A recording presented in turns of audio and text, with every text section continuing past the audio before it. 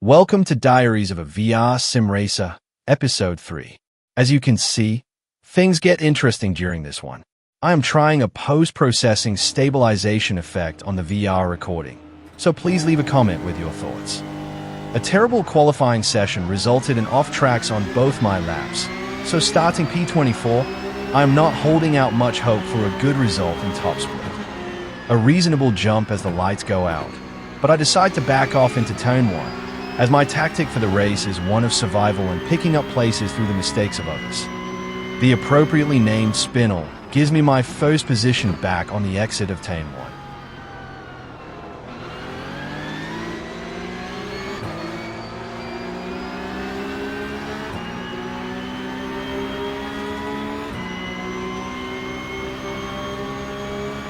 The run down the back straight doesn't present much opportunity itself.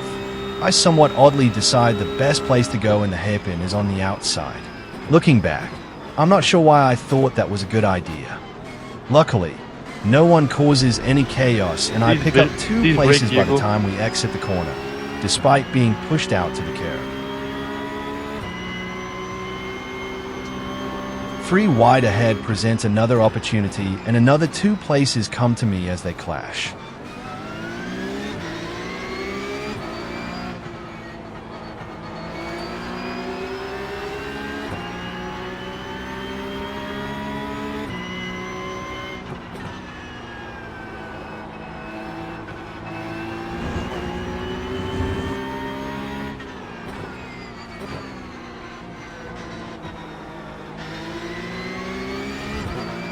It's bunching up ahead and smoke starts to appear. I back off and choose the inside, assuming they'll go wide. But they come back to the inside and I have to hold my breath and hope a gap opens up. It's like the parting of the waves and somehow I make it through. My tactic of survival seems to have worked, as I have moved forwards 9 places since leaving the grid. Not everyone behind will have damage, so I'm expecting some of the faster cars to start making their way back towards me. I know I have some pace too though, so see if I can make any inroads on Timothy ahead.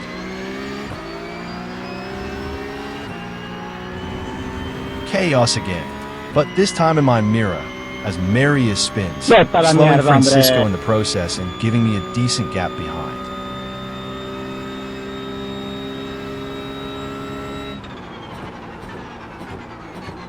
A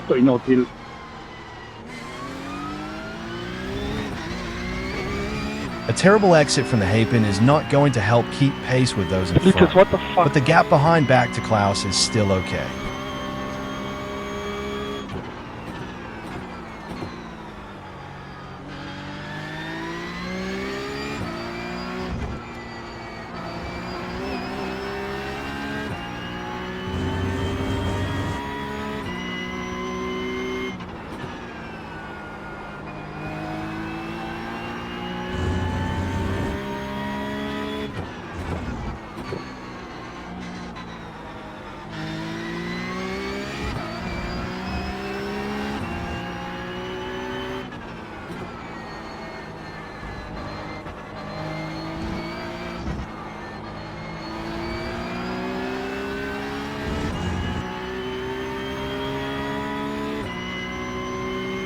I lose 2 tenths to Timothy on that lap, but I am still quite happy sitting in P15 from my starting position.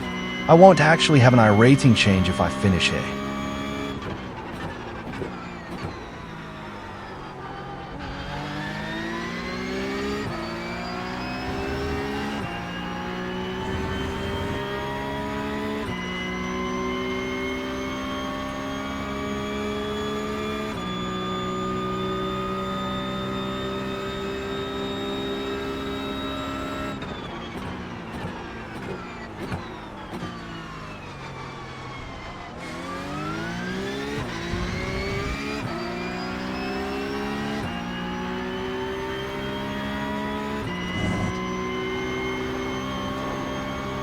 The gap ahead is remaining pretty consistent, so I start to build some confidence that I can hang in here, although Klaus is starting to close, bringing Lucas and Sam with him.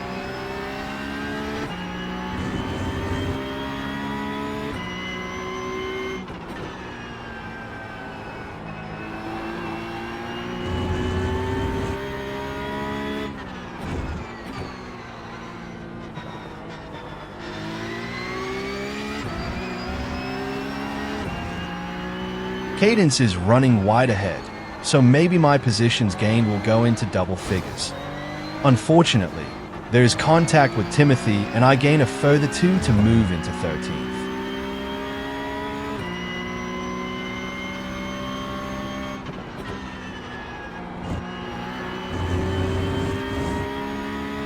I now have to focus forward and try and drive clean and consistent laps to keep Klaus at bay. If the group ahead start fighting, they might come back to us.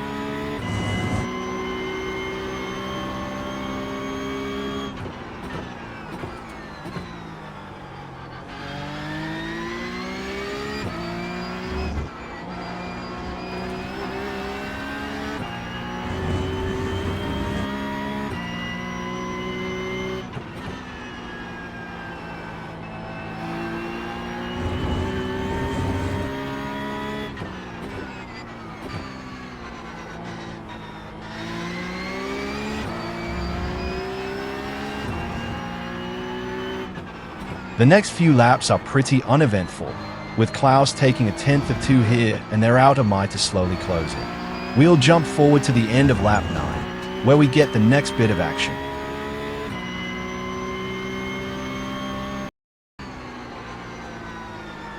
Klaus is still right there, with a couple of seconds back to Tommy. There is dust, smoke, and gravel ahead, as Amir and Andrescu recover. Andrescu stays in the gravel though, so I move up one more place to 12th, up 12 from the start.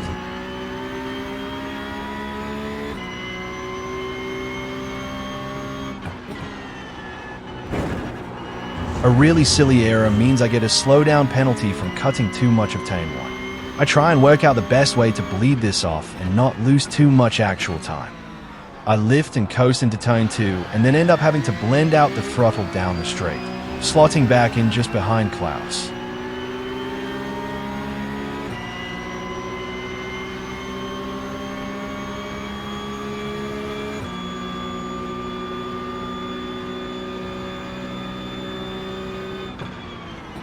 This lets Tommy close in as well, and he now has a draft from me. I focus on trying to hang with Klaus.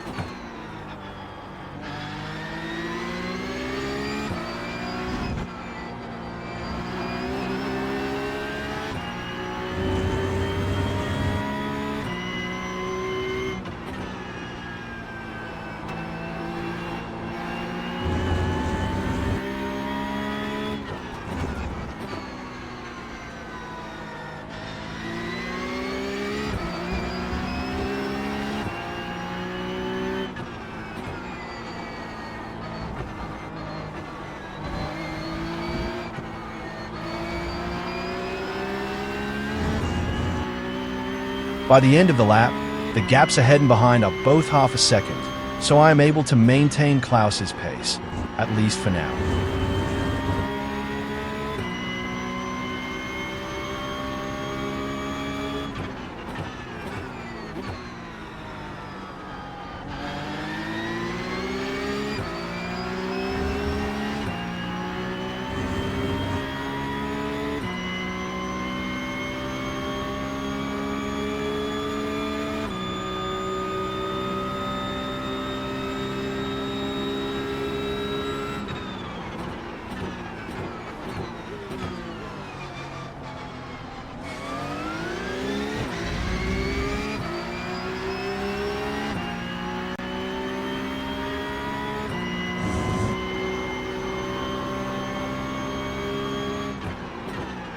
I'm surprised how much I am closing in some of the braking zones.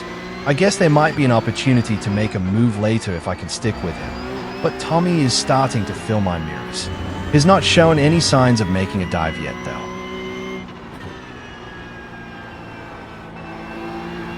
A lap car ahead is always a worry, but Thomas gets well out the way and doesn't hinder us at all.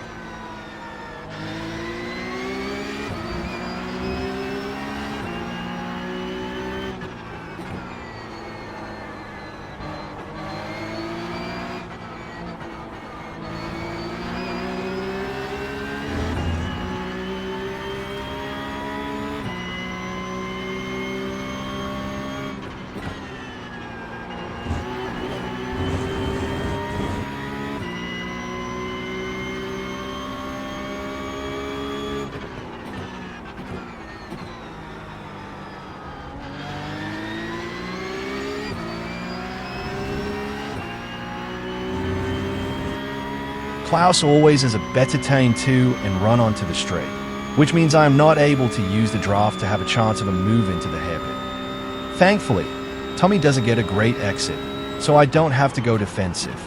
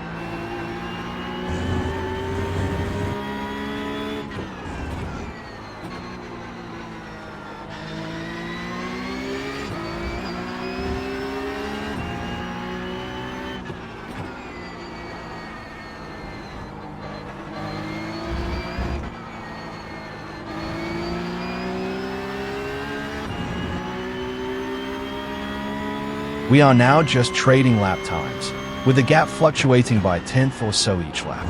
I'm not quite sure what happens, but we all jump up another place here too, without passing any cars.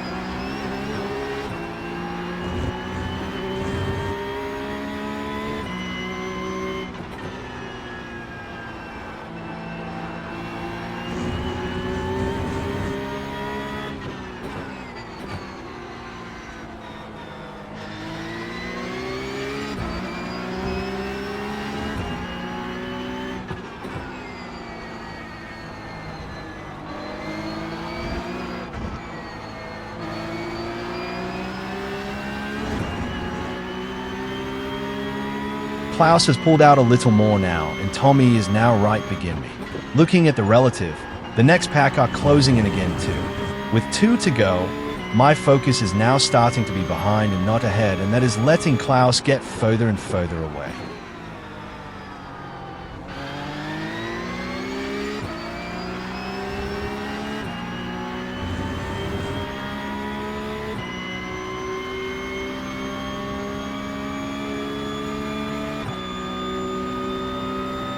Tommy starts to close as we're near the braking zone, so I make a small defensive move to cover off. This probably hurts my exit in hindsight, as Tommy isn't looking to make a pass.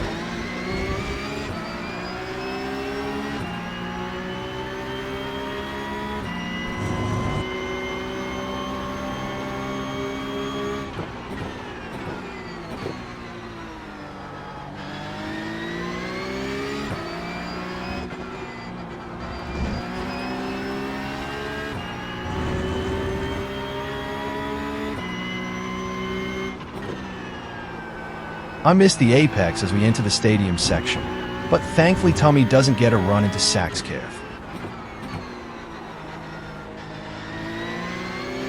There's action behind though, and you can just catch it in the mirror, as Sam and Gustavo come together, taking the pressure off Tommy. This means he can fully focus on trying to pass me as we enter the final lap.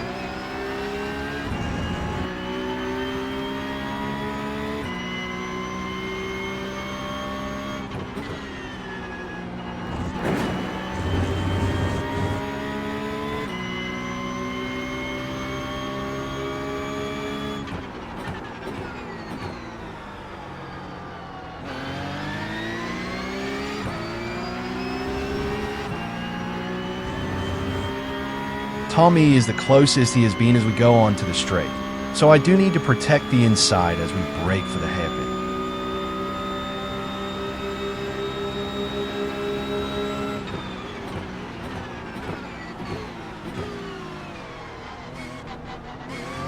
I defend well and manage to come out with a decent run and hold the place as we head down to Mercedes.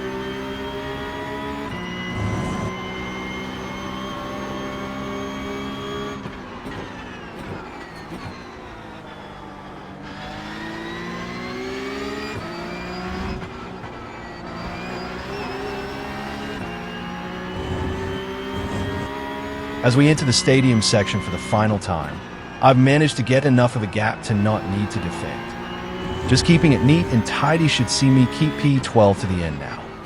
I really respect Tommy's driving over the last few laps, as he never made any silly moves or dive from a long way back that could have put either of our races at risk. Thank you, Tommy.